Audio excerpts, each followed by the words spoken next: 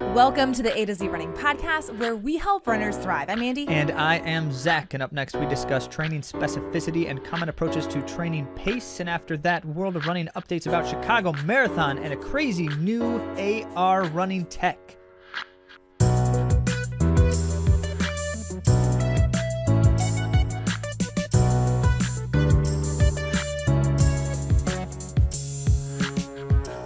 Don't forget, if you would like to submit a question before the end of month Q&A episode, go to atozrunning.com/question. And there you can share any of the relevant details, and we will answer it on air at the end of the month. Now, last week on the World of Running segment, we spoke about the Twin Cities Marathon and the winner, who is Jessica Chepnagetich, and she gave us a direct quote. I reached out to her and I said, do you have any inspiration or advice for our listeners? And she graciously wrote back, you don't always have to have a perfect buildup to have a great race. Trusting your fitness and having a positive mindset will take you a long way. Well, I hope so, because I have never had a perfect buildup. Yeah. I mean, that's one of those things that I think we all hope for, and it's easy to get discouraged when there's bumps in the road, but to expect it, to embrace it, to move forward with positivity, and also know that you've built some really great fitness and understanding what that means to have good training. That was a really great piece of advice from Jessica. We appreciate her, and we congratulate her on her Twin Cities Marathon win, as well as her Olympic Trials marathon qualifiers. So excellent. Now, we do have a code that we are promoting this month, and it's the She's Birdies code, AtoZ15, and that is a self-protection device. It is an alarm that you carry on your person if you're running or you're in your car or work, wherever you may be, just an extra layer of protection to be heard when there is an emergency. So it's a sound alarm. And you will be heard. You will be heard. It is loud. Several states over. Yeah. Now let's get on to our main topic.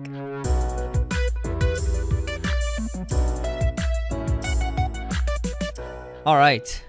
With much excitement and great ado, our main topic today is pace. You've heard us discuss it. Well, perhaps you've heard us not discuss it. In fact, deliberately ignore it when it's asked about. Well, no, we don't ignore it. We don't ignore it.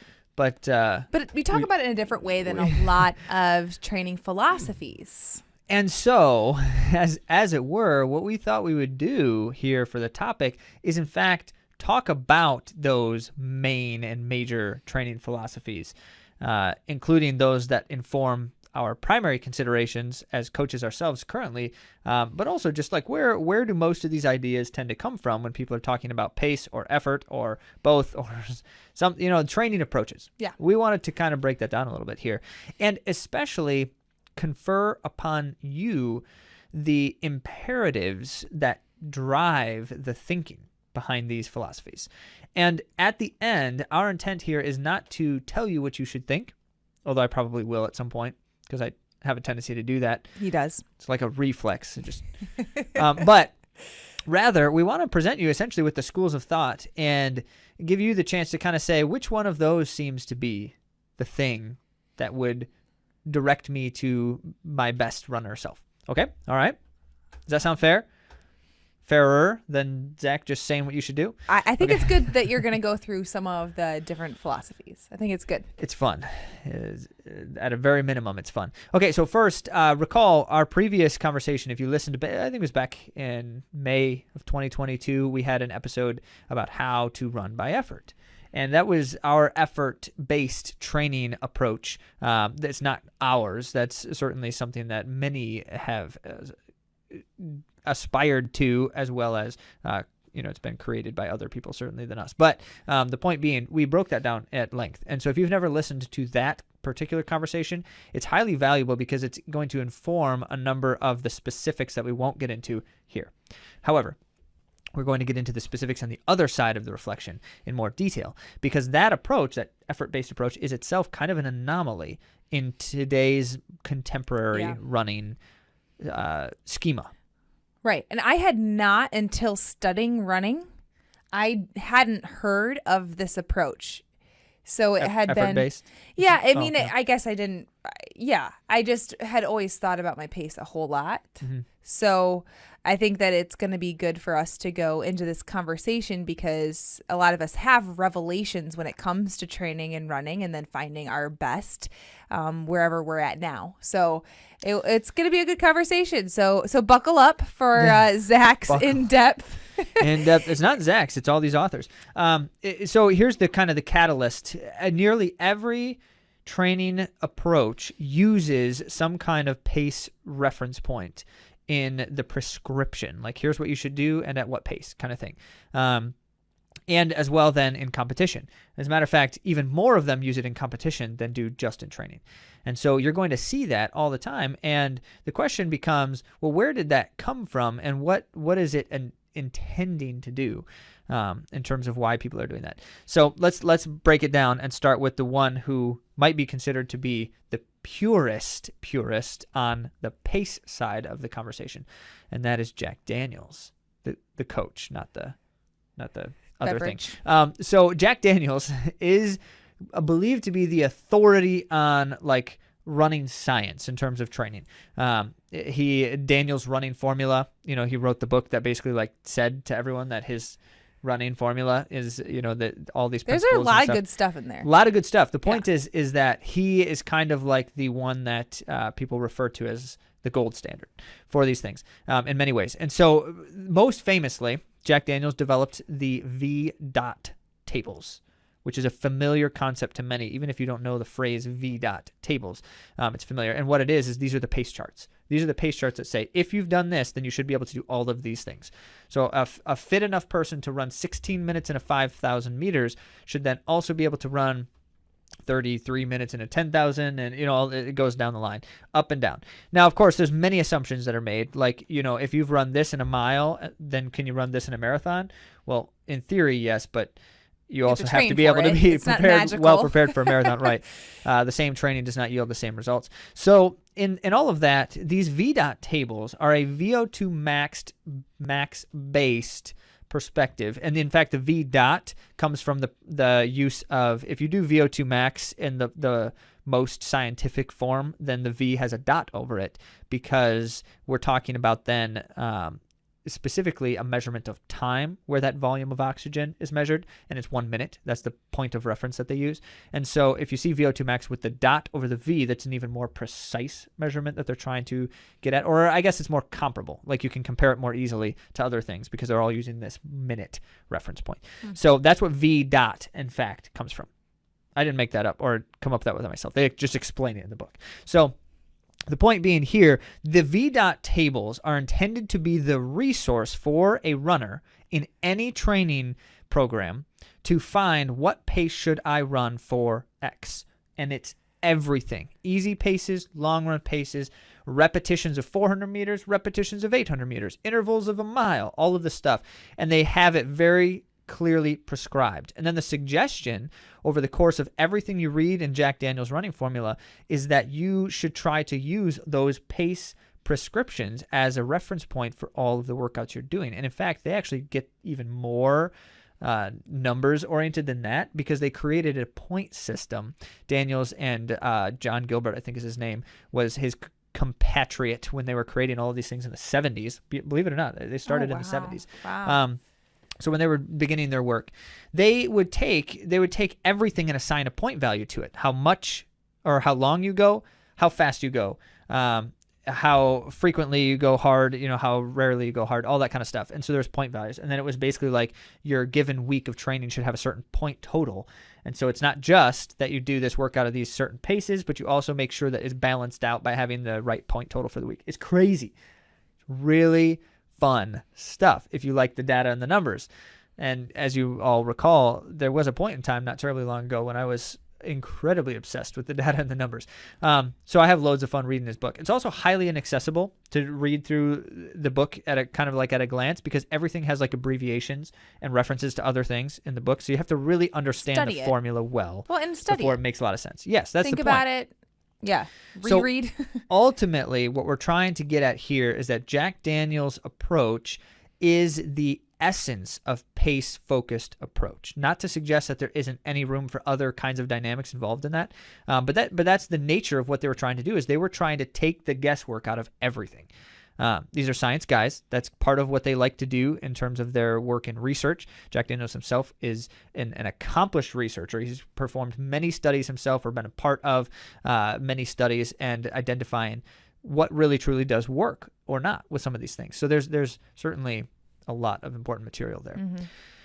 But that said, it's basically like everything's got a number, and the number is the thing you need to do. And that is a very strong perspective on the pace side of the equation. Mm-hmm. So moving from there, if Jack Daniels is the one that kind of like sets that tone for nearly everything else that's number oriented, then you have some schools of thought that are, well, a good example is Hanson's. Hanson's is basically Jack Daniels with some adjustments in terms of like the nature of what the program looks like and how you should implement it. So even like Luke Humphreys, the author of the Hanson's Marathon Method, has a running calculator that he built online. And so you just plug in a couple of numbers and then it spits out the stuff for you. So you don't have to like use the tables that Daniels had, that you don't have to like cross-reference everything.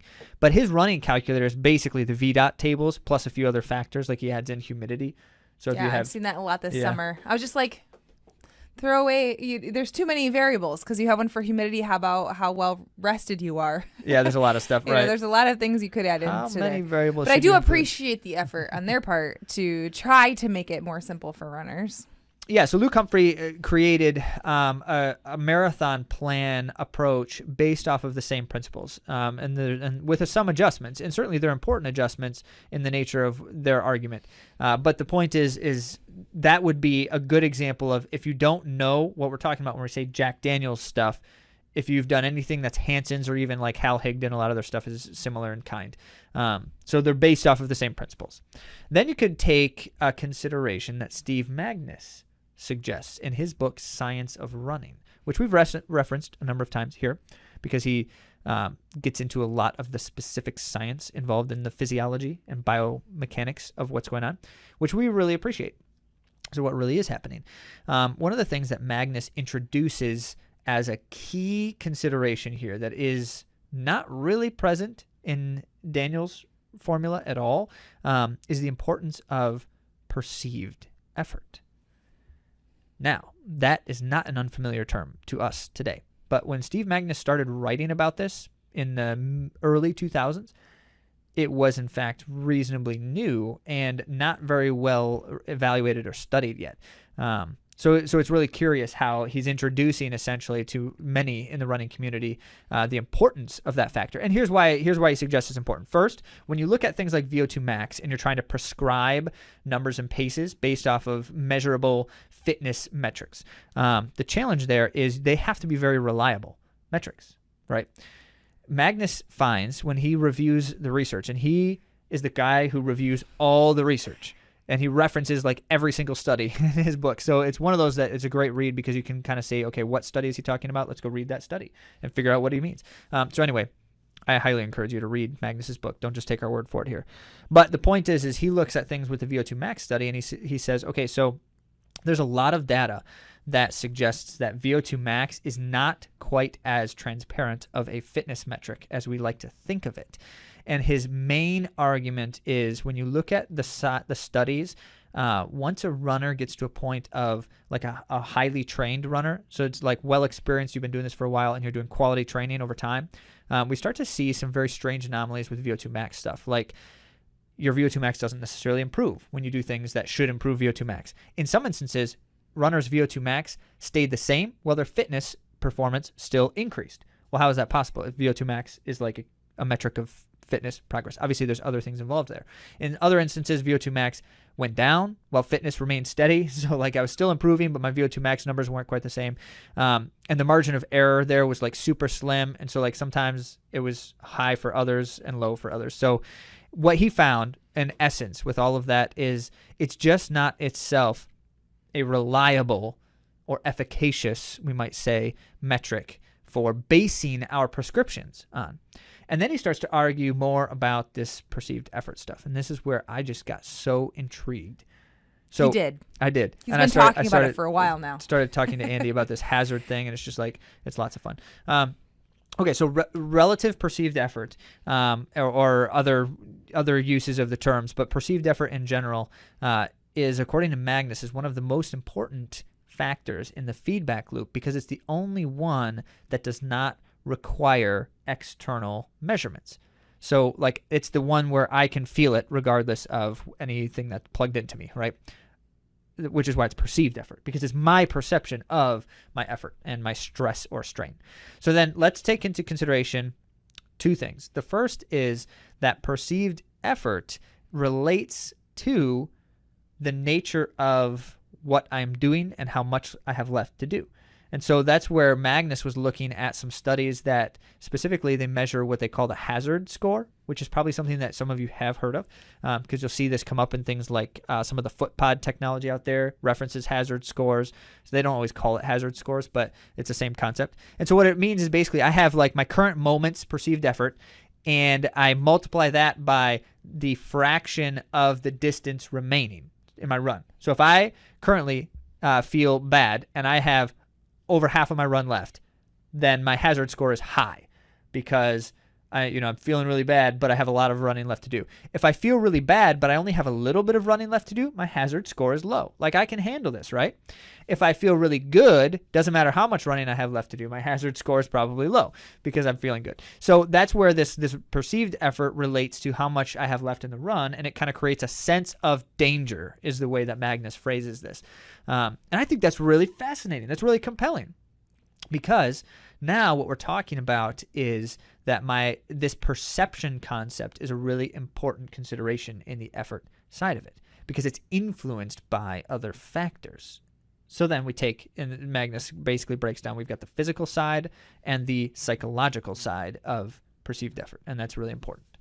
But then it gets more interesting because he breaks into what is called the mismatch theory, which is then, of course, how we feel versus how we expected to feel in that moment. And that has an even greater influence on this hazard score side of things, or it's related to it, because now we introduce the point of no matter how I feel in the moment, if I expected to feel better in that moment, my perception of my effort is worse. Like, I think my effort is different than it may or may not be. So take into account all the things that might influence that, right? So comparing myself to other people, like this augmented reality thing we're going to talk about here in a little bit in the world of running. So compare myself to other people, and my expected how I should feel is cued off of what other people are doing. So I should feel good when I'm running with this person, and yet for some reason today I don't. But in my mind, I should be able to run with that person and feel good, right? So now that's a problem. How about my watch? And I'm looking at my numbers, and I'm saying, well, at this pace, I should feel good in my mind, and I don't. And so now that's creating an increased sense of negative perception. And that would be the mismatch theory. That's the mismatch theory. Now that is so important when we start talking about all of these numbers and data and pace considerations, because what we're discounting with Jack Daniel's approach with pure pace focused training with all these different things is that psychological factor about how I'm perceiving that, my expectation of how that should feel, and everything involved there. So that adds a layer of complication that heretofore was more or less not attended to by these other thoughts, okay? We're going to come back to that. We're not done with it, but we want to continue moving down this path. Would you say that people most often when they look at their watch have some sort of mismatch theory? Oh, I think it's guaranteed. I think it's guaranteed because you at some point during the race. Yeah, at some point when you're evaluating external objective measures versus how you feel, it's guaranteed that in some moment or another there's a degree of mismatch because I'm placing expectations on all of these things. Like, my heart rate's a little bit higher than I thought it should be. Mismatch. My pace is a little bit faster than I thought it should be. There's a mismatch. Now in that case, that's a positive bias mismatch because now it may in fact help me feel better. But the point is, with all of these objective measures, it's always creating some kind of tension under the auspices of this mismatch theory. Okay? So we have to keep that in mind because it's going to be very important as we march down the ladder. So the conclusion here from Magnus is always include effort as a piece in the puzzle.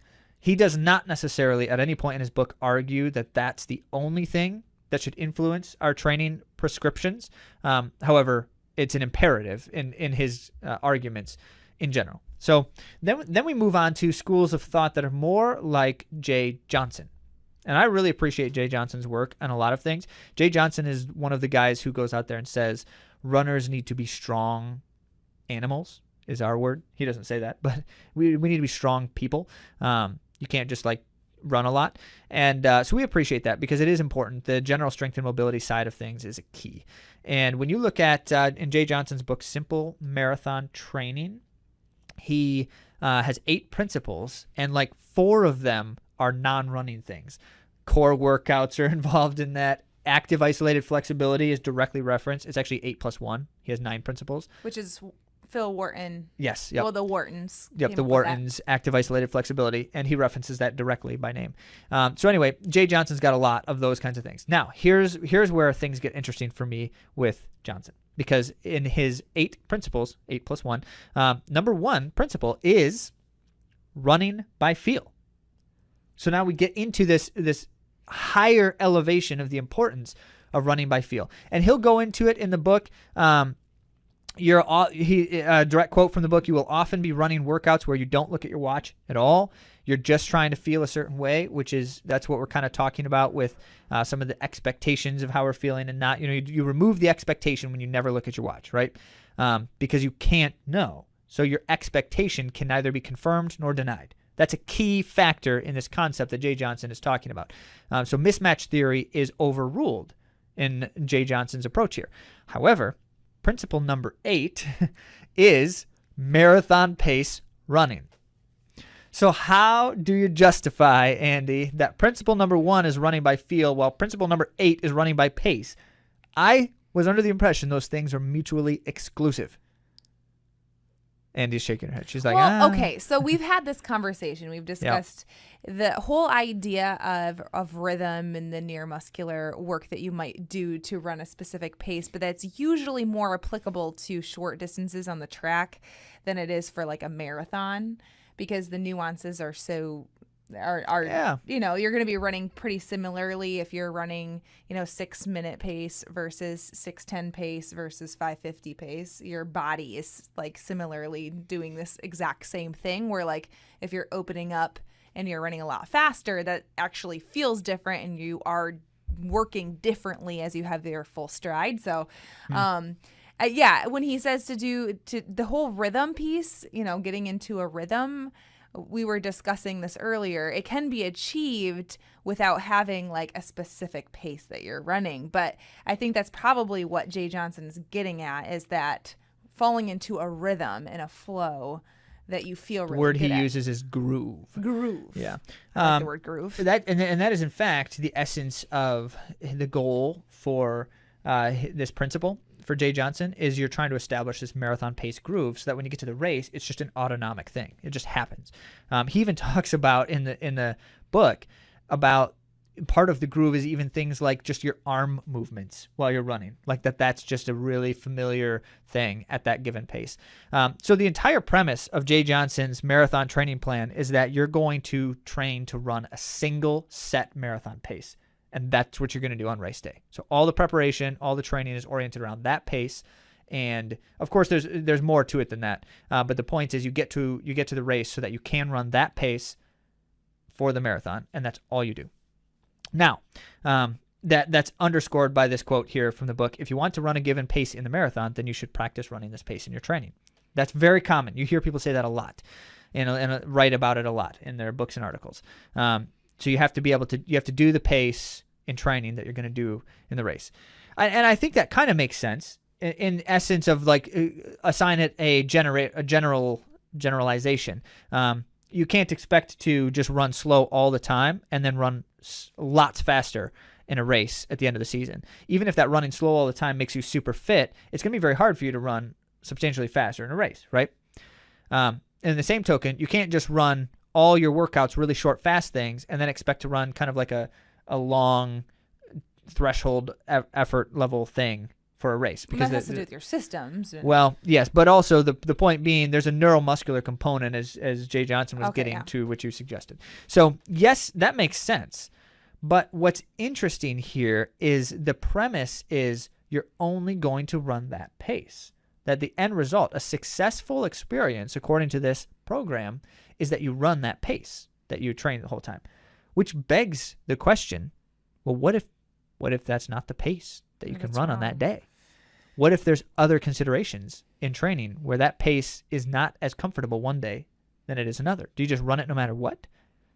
In essence, yes. That's the first answer to the question according to Jay Johnson's plan. Yeah, you're going to run it more or less no matter what. Not totally. I'm not at all going to say that Jay Johnson says no matter how you feel, you must run the pace.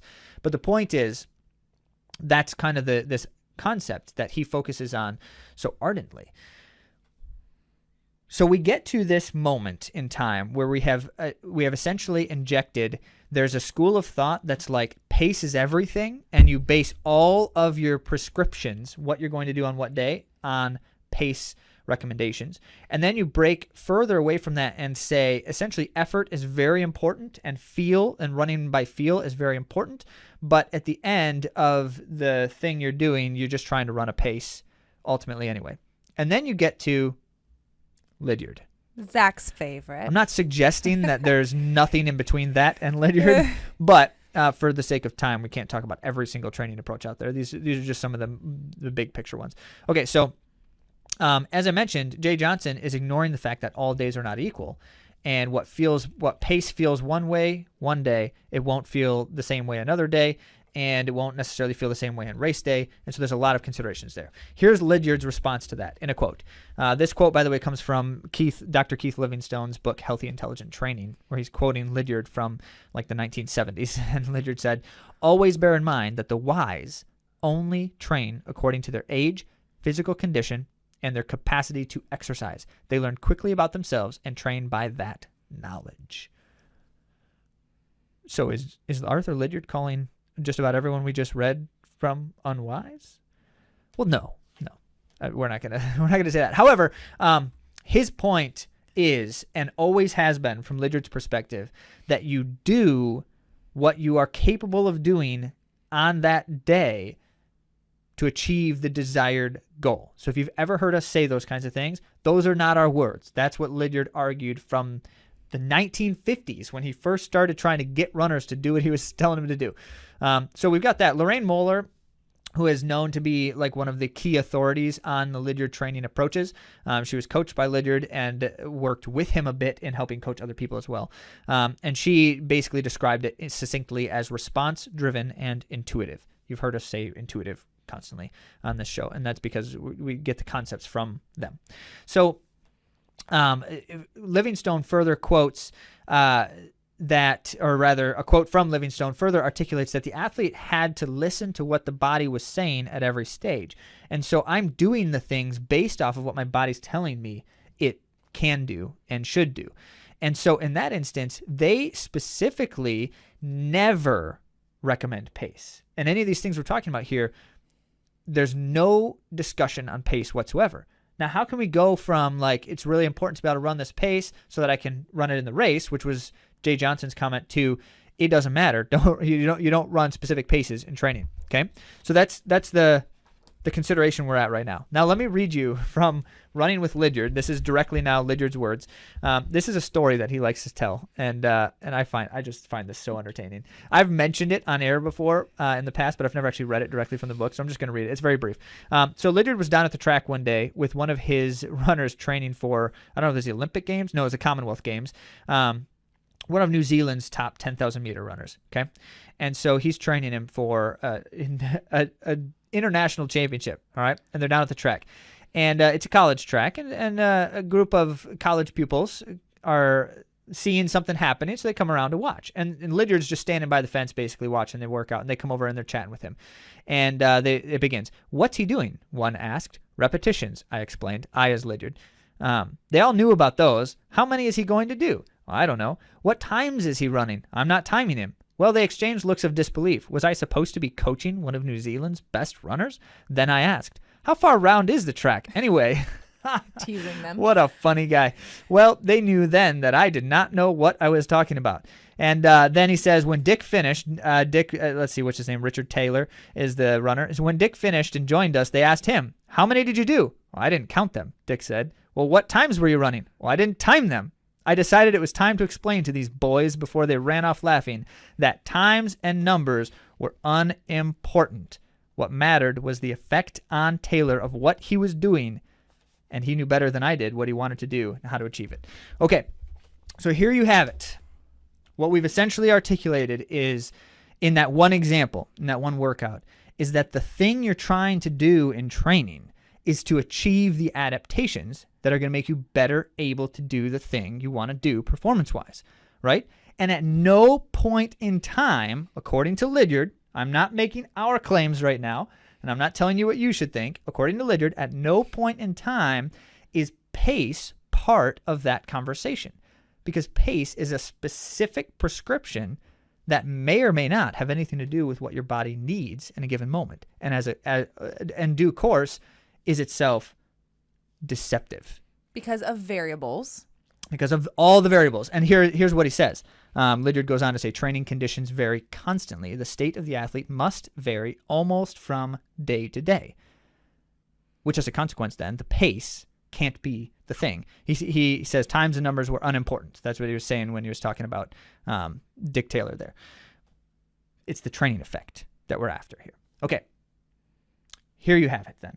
If we can now summarize, what we've articulated to you is kind of a progression of approaches. And you see at the very beginning, Jack Daniels and all of his cohort were essentially trying to create a formula that could prescribe any potential desired outcome based off of given capacities. So if you can do this, you should be able to do this, and here's all the different things in the different workouts that coincide with it. Okay? And then you go to some of those in the middle who are saying, like Jay Johnson, that effort is an important thing, running by feel is an important thing, because it helps make sure you don't overdo your training, which is something Jay Johnson references quite a bit, to his credit, no doubt.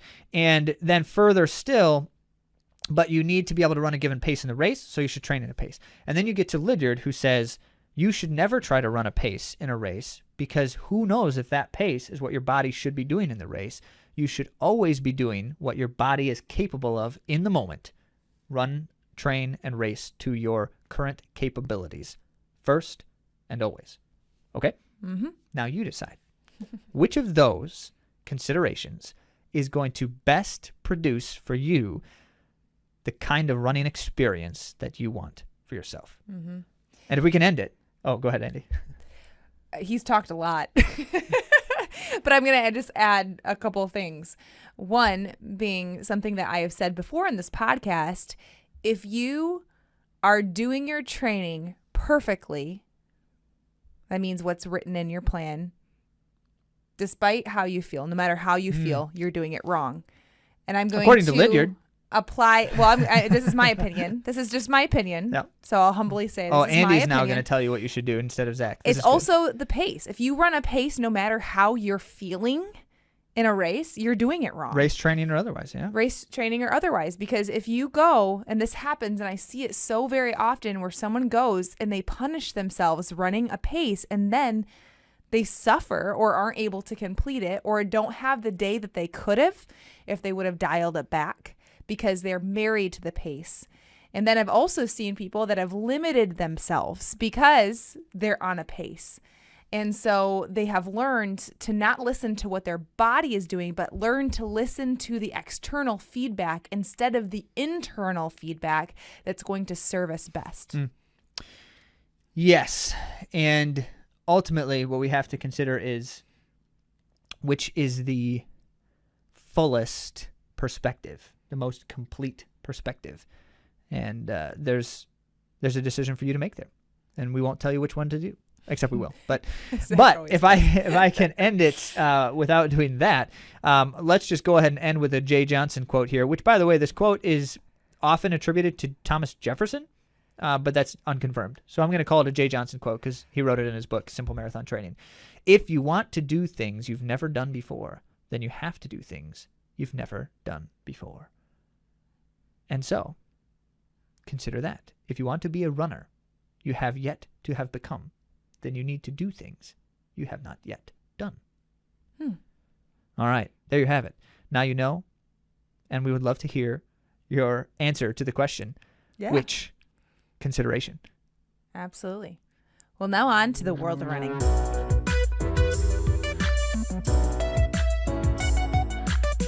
Quick word about A to Z runners. Lots of exciting things happening yet again. Let's kick it off. Quick word and quick running. Let's kick it off with a third place finish overall at the Tesla Hertz 150. That stands for 150 or so miles. It's more than that. Yes. Chad, congrats on podium finish at Tesla Hertz. Excellent Very performance. exciting. Just really, he's marching up the rankings here in these ultras, which is exciting stuff. We had a number of marathon performances as well over the weekend. Andrea running the Munich Marathon. Congrats on a very strong run there. Christy in Chicago running the Chicago Marathon after a large comeback from a difficult season. And so congrats, Christy, on making it all the way to and through the full marathon. And Zach with a marathon PR in Chicago, dropping 9 minutes off his previous best. Huge. That's big. From 1 year ago. So, yes, that is big. Laura with a strong half marathon. Dano running a 50K trail race, which, correct me if I'm wrong, I believe is his first ever, certainly 50K trail race. And doing a fair job of it while he's at it. And Aaron with a first overall finish at the Dirty Des X trail run as well. Standing for Des Linden, who awarded her medal, which was really cool. And jogged with her for some of the race. Very cool. Or warm up or something. Yeah, super cool. Well done all, and lots of excitement there. But let's go ahead and talk a little more about that Chicago Marathon. Yes. The excitement was everywhere. Chicago Marathon. Headlined by some amazing female performances. That seems to be a trend, that there's a lot of strong finishes and world record attempts, as well as an American record in this specific event at the Chicago Marathon. So, starting at the top with Ruth Chepnagetich. You've heard us say her name so many times here on the show. That's because she's won a bunch of marathon majors, and she went for the record today. Well, whether she meant to or not, whether she knew she was or not, she had a very worst close way. Yeah, I know. I see it. Worst way. For sure. Yeah, so Ruth won in a time of 2:14.18. Whoa. Yeah, which was only like 15 or so seconds off of. We don't have the world record sitting here. Oh man. Well, while Andy's finishing talking. Yeah, it was low 2:14. How fast did she go out in the first half, Andy? Well, you just moved my notes, so. No, but you know how fast I don't have it memorized. 1:05:44 for the first half. 1:05. And her first 10K to boot was a PR. Yeah. So if you're running a marathon and you go through the first 10K in a PR and the first half not all that far off, like the fastest half marathon ever run, how do you think you'll feel for the second half? The answer, by the way, is 14 seconds. She missed the world record by 14 seconds. So naturally, she went through 1:05:44 and she ran 2:14. So her second half was like 4 minutes. I'm doing quick math in my head. Which is still like 68 4 minutes slower than her first half. Yeah, I'm not saying it was a slow second half. I'm just saying that's a lot of time you're adding on that pace. That had to have hurt. That's my point. Yeah. That had to have been painful. It had to. Unless she's like, she's kind of showing us that she's even better than human. Well, she is that. More than human. It certainly is true. Yeah. So maybe she doesn't feel pain like the rest of us. No, but I don't think that's true. I think that she's just got a lot of grit in her. And when you see her run, you can tell she's enduring. She was enduring to get to that finish line, and it was amazing. An amazing performance, an amazing show of strength to be able to continue to run so well, even coming off of a 10K PR early on. Well, absolutely phenomenal. But she's also no stranger to running really fast marathons. Yes. So Chepnagetich is the first woman in history to break 2:18 on 3 separate occasions. Bridget Koske, the world record holder, has done it twice, if I'm not mistaken. So there you go. Ruth Chepnagetich. She is definitely one of the strongest. She is the strongest female runner consistency-wise for these low times that we've seen coming out from amazing performances. So yeah, Ruth Chepnagetich, she is a huge hero of mine. Speaking of heroes. Well, so first place was exciting. How about second place? Second overall female was American Emily Sisson. Yes, and she won the record. I say won the record because she's second. I know, but she won the record. I feel like that is a different kind of winning. That's a topic I want to go through at some point, different kinds of winning. But she was able to just really crush the record, which was already so fast and it was so long, in between records previous to Kira D'Amato. But she ran an impressive time of. I'm not sure that you actually have it listed here. 2:18:30. Apparently it's not on our document. But the key note here is Emily Sisson may or may not have already been projecting her effort to break some of these records. And that's not too surprising, especially because, as you should know, she also currently holds the half marathon American record as well. Yep, so it's 2:18:29. Sorry guys. Apparently I need to be more prepared. And that was like obviously an extremely fast time. And I wanted to mention that her best 5K was later in the race. She ran her best 5K from 35K to 40K, and she ran 16:19. That's definitely the way you want to do it. Yeah. You want your final 10K to be your fastest if you're feeling good. Hopefully she was, feeling strong enough. Although to that run was her fast, fastest 5K, she continued to push the pace at the end. From 40K to finish, she went even faster as she ran it in 7 minutes, which is 15:56 5K pace. Yeah. So just rocking and rolling. And no surprise that with a half marathon time like what she has run, no surprise that when she says, I think I'm in shape to do this, that in fact she was.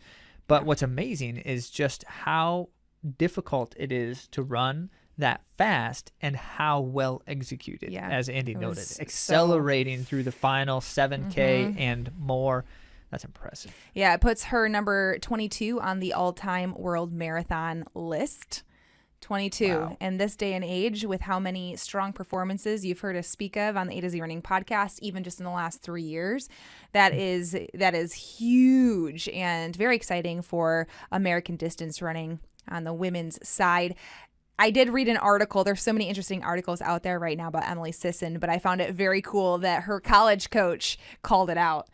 He said that once the marathon legends of that time in the early 2015, I think he said this, he was projecting that Emily Sisson would be the hero of female American distance running. And he had seen that she had the capabilities, or that her strengths would be in the marathon, even though at that time she hadn't run one yet. That was back in 2015. She's only run 3 marathons, and here now in 2022, it has come to fruition, these things that he projected about her.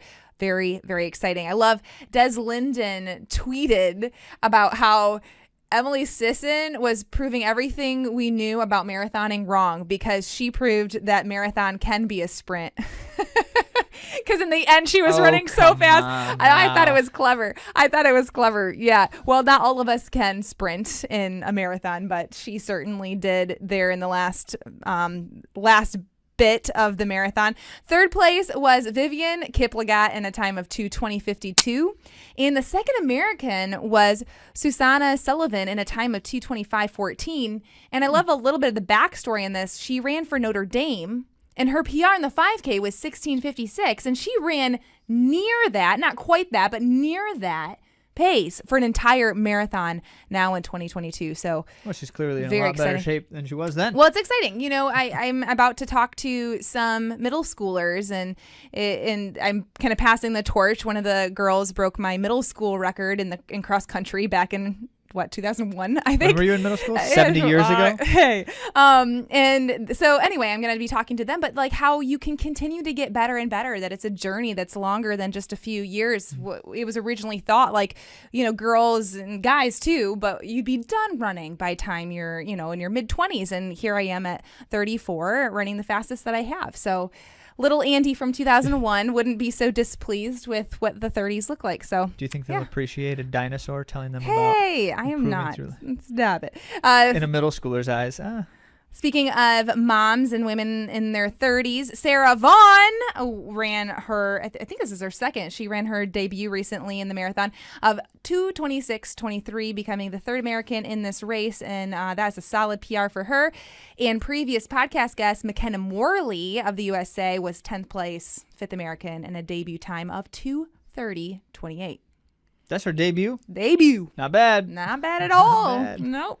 Well, on the men's side of the race, it wasn't quite as exciting because no one was going out at, under world record pace for the first half. But we have to say that for a Chicago Marathon, it was an impressive performance by Benson Kipruto, who late in the race put on some moves that was more or less burying the field, which is difficult to do at that level, as we've said many times. And in a personal best time, he ran 2:04:34 for the win. Yeah, and you'll remember he won Boston, and he put the herd on as well. It wasn't quite as fast for the Chicago Marathon that he put the herd on in Boston, but he did a similar strategy, and it worked both times. So to win his second marathon major, that is no small thing. Right about that. Now, speaking of no small things, Connor Mance of the United States was running his debut and was really talking it up ahead of time. Yeah.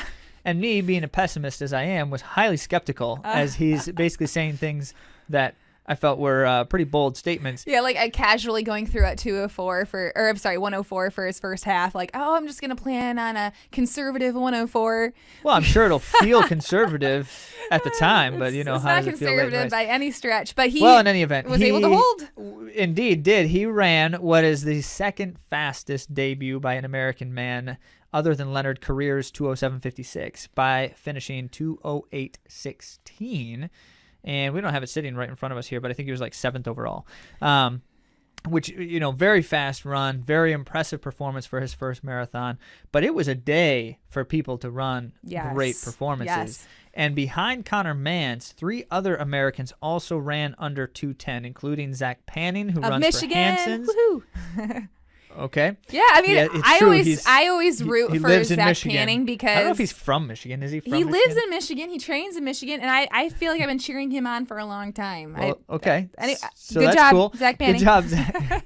So he ran 2:09:28, 11th place overall. Matt McDonald of BAA ran 2:09:48 for 12th, and Nico Montanez of Mammoth Track Club ran 2:09:59. Yeah. Which, just slipped right under 2:10. And that's impressive. That's impressive for a number of reasons. One, because there's only 2 other occasions when 4 or more Americans have run under 2:10.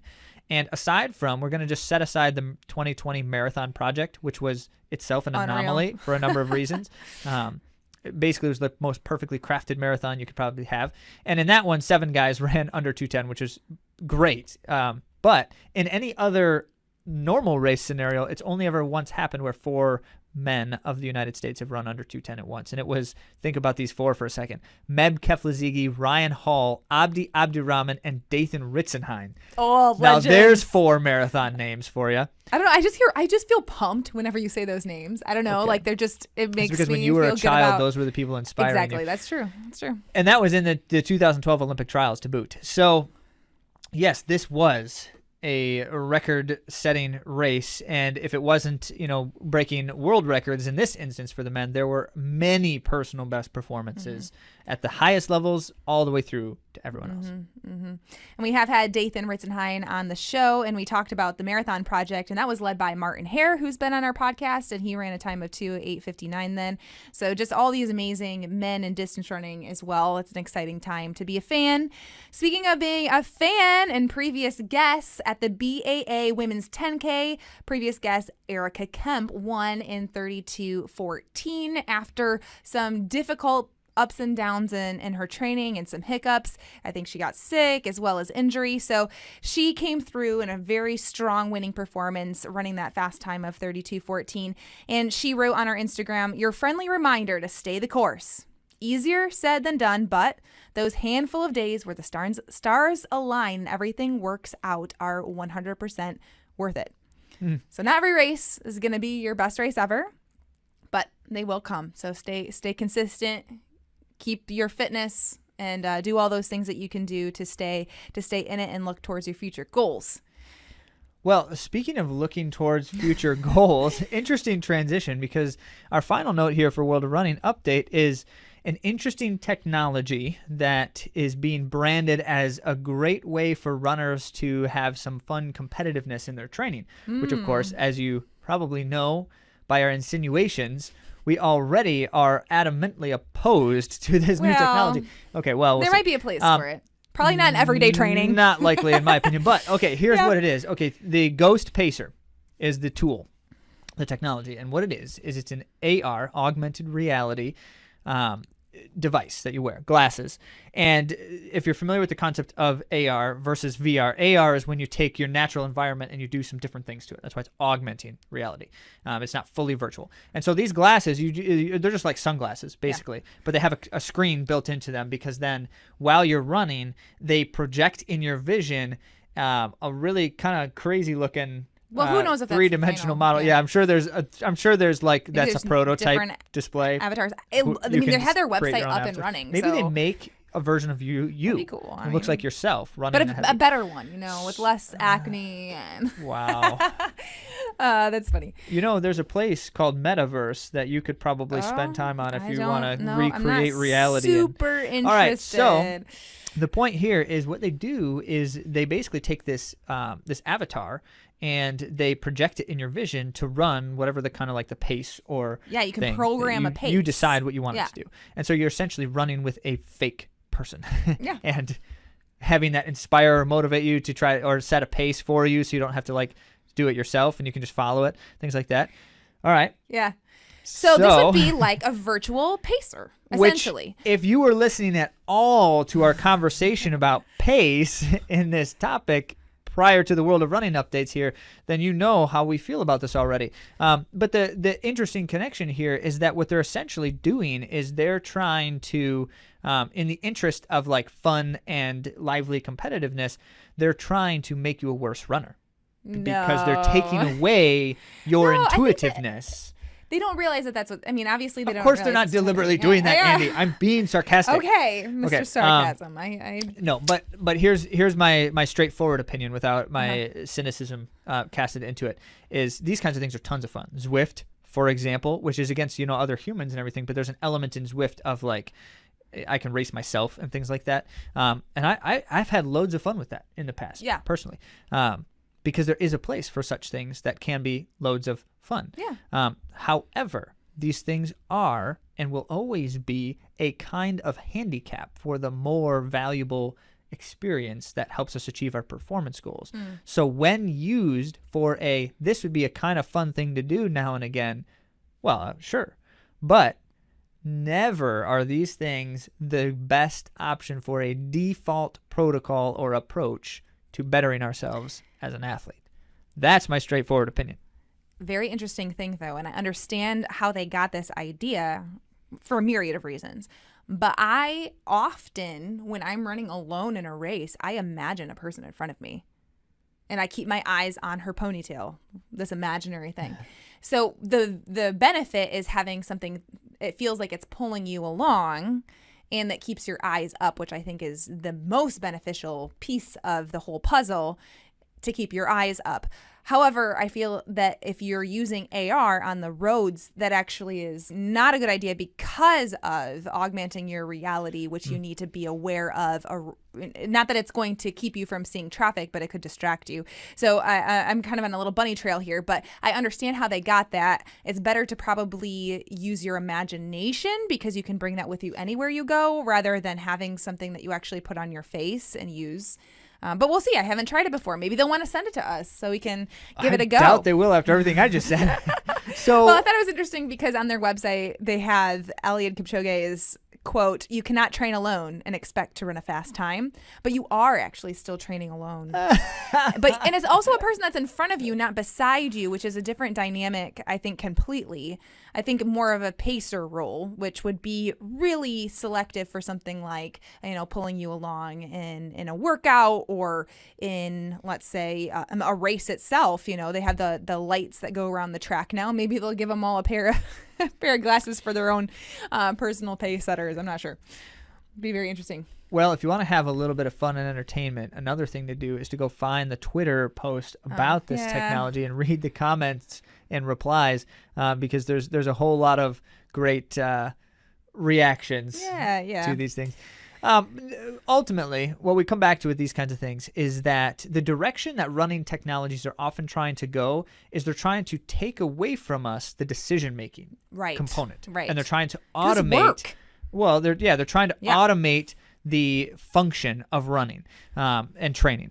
And our point to that is always simply, you don't want to automate the decisions of running and training because you need to be making them, because none of those things actually know how your body's doing. Some of them get closer to it, by the way. There are technologies that are intended to be able to evaluate your body's current state of exertion, exhaustion, all of those things, and then make those decisions for you accordingly. But once again, still there's missing something. Yeah. They are not perfect. And as a consequence, there's only one thing that is most effective at doing the thing and making the decision you need to make in a moment, and that is you when you are an intuitive runner. I have mentioned it and dropped little bits here and there in the last several episodes, but developing your focus is a very, very important thing to do as a runner. And things like this AR pacer, or even pacers in real life, like for workouts and things, can distract you from developing your focus because you are able to utilize it. It works. It does work. It does help you go faster or achieve certain rhythmic ideals. And so it's easy to think, okay, this is good for me. But if you're not able to develop that yourself, like Zach said, it also can be a handicap. Well, I want to thank Matt, who sent this my way to see this news. I don't think I would have found it without him sending it to me. So if you see something out there you think is interesting, please send it our way. We'd love to take a look at it. And you want to hear Zach's cynical and sarcastic remarks? If you want to hear what Zach has to say about it. Which you probably don't. So. Oh, that's funny. Anyway, speaking of things like focus and flow, we're going to be talking about that topic soon on air as well. So stick around for that, a little bit more on how we interact with those concepts as runners. It's going to be very interesting. However, ultimately, at the moment, you likely have a question, and we certainly have some kind of an answer. Whether it's helpful or not, time will tell. But if you want to share that question with us, go to AtoZrunning.com/question. Put all the details and the relevant context there so that we can understand as fully as possible your situation.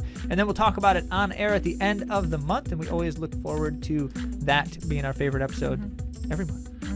Thanks so much for joining us, and we'll talk to you next week.